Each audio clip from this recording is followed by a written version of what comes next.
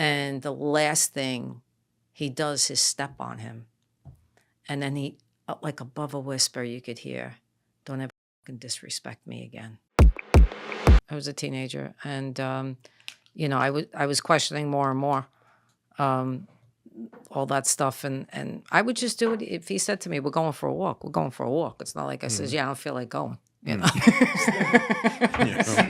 got my steps already today. Yeah, right.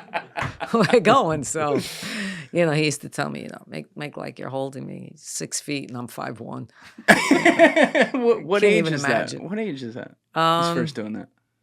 Oh God, I probably right after I found out, I would say. Oh, he's like, oh, so she's good for the walks now. Yeah, she's Authorized. That was hard because, either someone would be walking by looking at us like, going on here? And I'd be looking at him, listen, you don't know my life, shut up, Yeah. mind your business. Or they'd be like this, tapping, pulling their hat down to him because they know him. Right. Yeah. Because he took care of the neighborhood, Yeah. I think it was harder for me to have to walk into a mental hospital when he would check himself in. Oh, that's right. He would do that too. Yeah. If he felt they were really close to him, like the FBI was really getting close, he would check himself into St. Vincent's Hospital in Harrison, New York, for like 3 weeks at a time. God, he was dedicated. Yeah. Oh, God. He never broke This character. man was dedicated. No, he was on the 3rd floor with all of them that had schizophrenia, bipolar.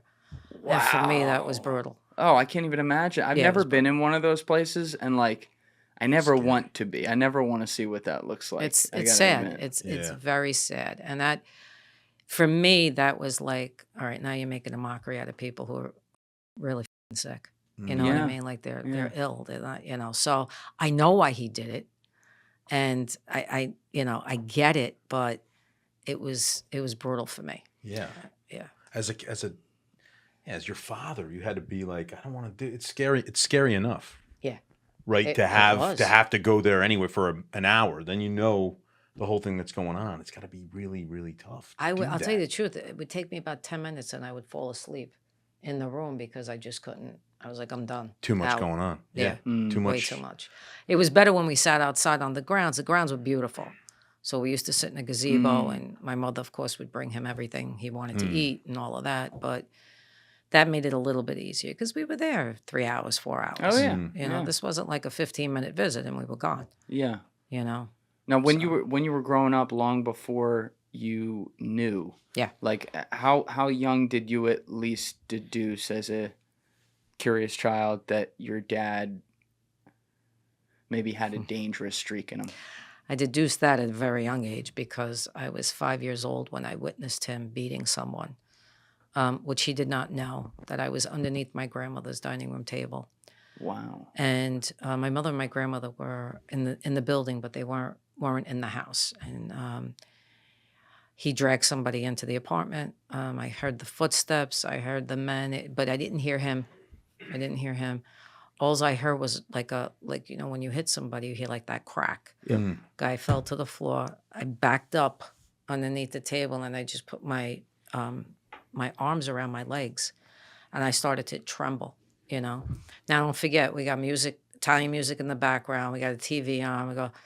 And I see my father's hand just up and down, like smashing him. And the only reason why I knew is because he had his ring on. He had a pinky ring on that I knew was his. I was. What's the vantage point? So you can like you're seeing him actually come into contact, but because the guy hits the floor. He's too high. He's too high. Right. I see his hand. Oh my God! I see his hand, and the blood starts trickling to my feet because he's ripping the man's face apart at this point. And the last thing he does is step on him, and then he, like above a whisper, you could hear, "Don't ever fucking disrespect me again. Get him out of here." That was it. Done. And I just sat there in total shock and held my breath because, when you want to scream, but you can't. Oh, yeah. Right? So all of that ended, and then my mother and my grandmother, wherever they were, they came back in, and they were yelling for me because nobody could find me. They didn't know where I went. So he had left the room at this point. Yeah. Is the blood still all on the floor? Yeah. No one, obviously. Well, it's going to get cleaned up, but it wasn't at that point. They dragged me out from underneath the table, And I couldn't speak. I was just shaking. And my mother's like, it's okay. It's okay. You know, Daddy just got upset. He got mad. And at that moment, I guess the subconscious just buried that because I didn't remember it till I almost finished writing my book. I had a flashback. You didn't remember it? Mm-mm. No. What? That's a psychological doozy. Oh, yeah. That's how you survive, right? Mm-hmm. Yeah. Just buried it. And so. But you're 5 years old. 5 years Little old. girl curled up underneath there watching this. Did you know the man who was beating? Had you ever seen him before? No, I did not. But I'm going to tell you a story that you're not going to believe. About a month and a half ago, I get an email from a man who says he was from the neighborhood and his father owned a hairdressing, like he did hair, you know. And I think he was on 6th Avenue, and they lived right close proximity to where we lived. And he said to me his brother had passed away, but his brother told him a story about when he owed my father a lot of money, his father. And so he ended up with a beating, but he didn't die because I always questioned if this man died in my head. And that was the man. Whoa. This was about a month and a half ago. Wow. And because he read my book, that's how he knew. And he knew. So he wanted to contact me. And I didn't know. I didn't know. I felt bad because I think he felt bad, you know. But I'm like, no, this was your father. Like, he got his ass kicked, and I watched the whole thing. I still haven't reached out to him yet, and I will. I just, it's almost like, what do I say? Do I say I'm terribly sorry that, he got his ass kicked, but he made it. He didn't sound like he was upset or anything when in the email. Why? Yeah. Why? In all honesty, I mean, my dad didn't get his ass kicked by a mobster, but still, like. Yeah. I don't know why he'd be mad at you for like what? How's that your fault? No, it's just I guess I feel bad. I think you're a witness to for him to heal. Maybe that's part of your healing. Maybe, yeah. Which I think is so cool.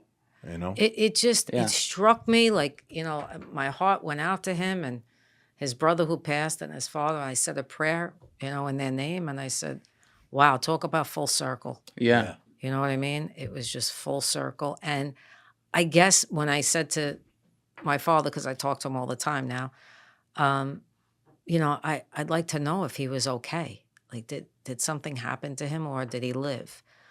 And he lived. That's a full circle is a good way to put it. That's a great. I hope you guys have a great interaction when you do decide to do that. Yeah, but me too. Yeah. That's really because like as a little girl, like you said, you repressed it for so many years because it's so traumatic. But I'm gonna guess it affected your behavior around your dad, obviously. Oh my God, yeah. How did you feel about him? Immediately, I started with anxiety attacks at the age of 5, panic attacks at the age of 7, OCD. What would happen? Yeah, when you get a panic attack. So panic attack is like being hit by a bus without realizing it's coming. Right? You go into full sweat, heart starts to race. You feel like you're dying, like you pass out, whatever. So that's what was happening to me. I didn't want to leave home. I didn't want to go to school. I wanted to stay home with my mother because I was afraid. Not just for me, but for her. So after witnessing something like that, I was just afraid, So I knew, that would tell any 5-year-old, don't open up your mouth. Don't ask questions. You can't go to your father actually and tell him anything that you feel because, Thank you for watching the video, guys. If you haven't already subscribed, please smash that subscribe button and check out this clip's full podcast episode by clicking here or in the description below.